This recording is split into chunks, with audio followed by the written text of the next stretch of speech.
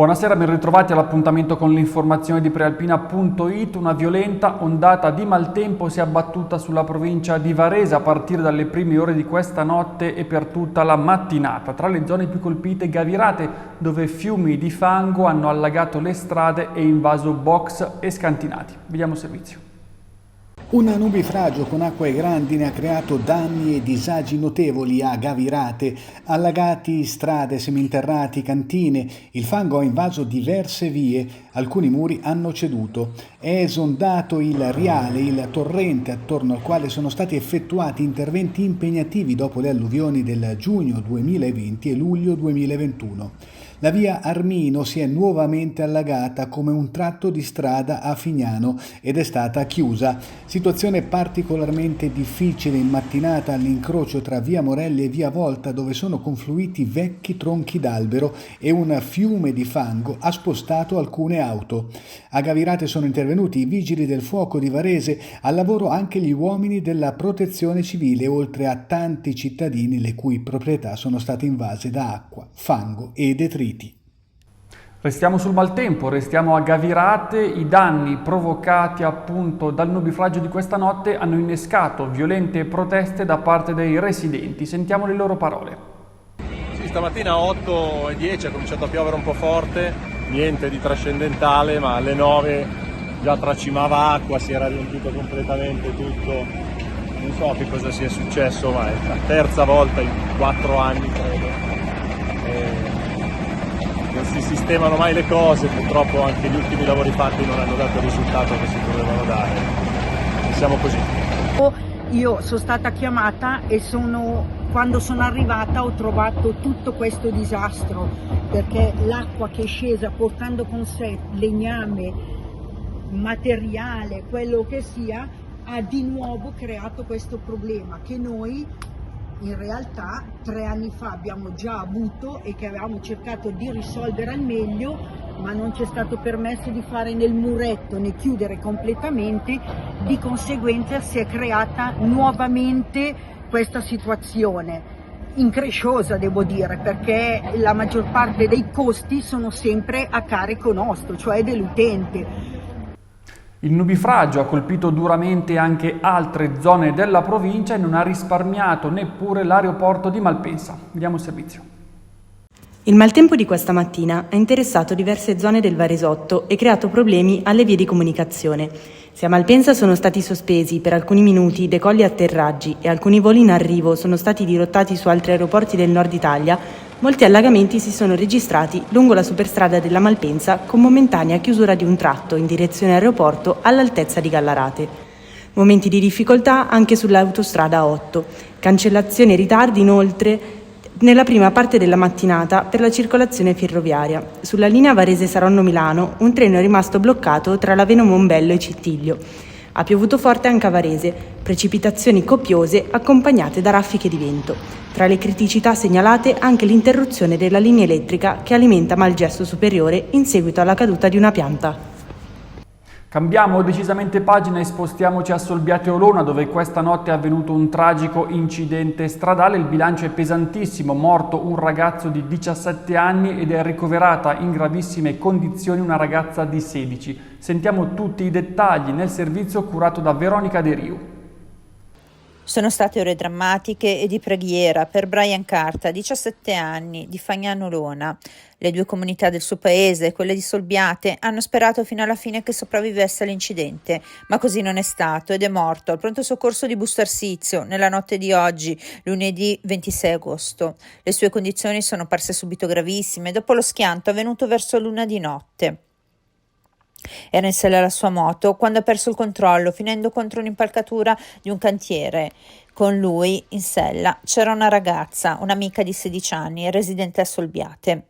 Arrivati a bordo delle automediche in via Cesare Battisti, teatro dell'incidente, i medici soccorritori hanno tentato ogni manovra salvavita per rianimare il ragazzo, che è stato portato con urgenza al pronto soccorso di Busto Arsizio. Qui anche i medici rianimatori hanno cercato in ogni modo di salvare il giovane, finché si sono dovuti arrendere e constatarne il decesso. Un incidente violentissimo, il giovane ha fatto tutto da solo. Sono molto serie anche le condizioni della sedicenne coinvolta nello schianto, era seduta come passeggera sulla moto. Questa mattina la giovane è stata operata all'ospedale di Circolo di Varese. Non dovrebbe essere in pericolo di vita, ma la prognosi è riservata e la sua convalescenza sarà molto lunga. Da una tragedia a una storia a lieto fine, quella dell'anziana ritrovata viva nei boschi della Forcora. Vediamo il servizio della collega Elisa Polveroni. Ha stupito tutti la forza d'animo di Giuseppina Bardelli, la malnatese di 88 anni sopravvissuta in montagna alla Forcora sopra Maccagno per 4 lunghi giorni, da mercoledì 21 a domenica 25 agosto, dopo essere caduta in una scarpata. Un lieto fine degno della trama di un film. Ai soccorritori che l'hanno raggiunta domenica alle 11, richiamati dalle sue urla, ha raccontato anche le tecniche utilizzate per sopravvivere e affrontare in particolare le notti a 12 gradi a 1200 metri di quota. Ha creato un giaciglio con le felci, dormendo sotto un faggio, ha bevuto acqua piovana e da terra, ha dormito a pancia in giù per evitare incontri ravvicinati con animali selvatici, così come le avevano insegnato gli amici del CAI. Ha avuto fiducia in se stessa e nelle persone che l'hanno cercata senza sosta la scorsa settimana, notte e giorno. La donna ha trascorso la prima notte in ospedale a Varese, dove è stata portata dopo il ritrovamento in elisoccorso. Ha potuto riabbracciare i figli e i nipoti e di sicuro racconterà a lungo questa disavventura, che sarà anche studiata dal soccorso alpino per la sua unicità. L'incendio divampato sabato sera ha puntato di nuovo i riflettori sulla situazione dell'ospedale di Quasso al Monte, i cui locali sono spesso meta delle incursioni dei vandali. A denunciare la situazione di degrado della struttura è Angelo Ferrarello, portavoce del Comitato per l'ospedale di Quasso. Ascoltiamolo, intervistato da Barbara Zanetti.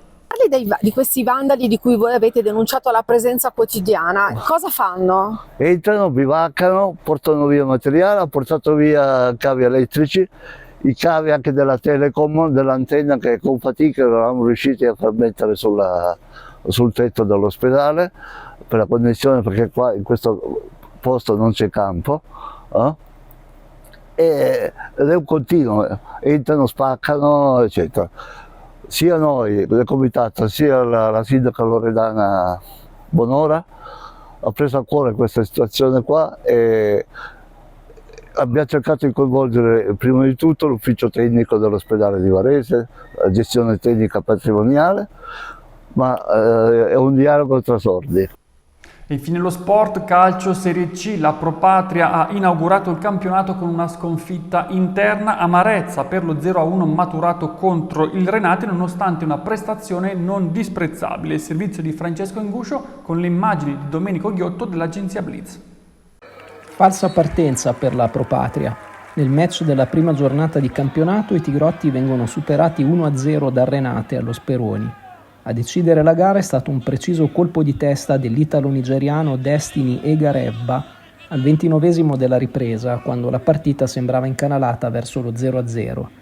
Il risultato a reti bianche sarebbe stato in effetti più giusto per quello che si è visto in campo.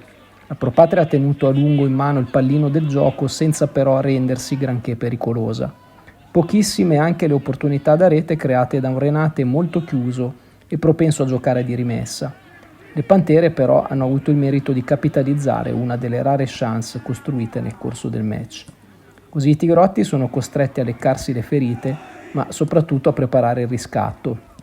Sabato prossimo Nicco e compagni saranno di scena a Gorgonzola contro la Gian Erminio, reduce da un ottimo pareggio ottenuto in inferiorità numerica a Vicenza.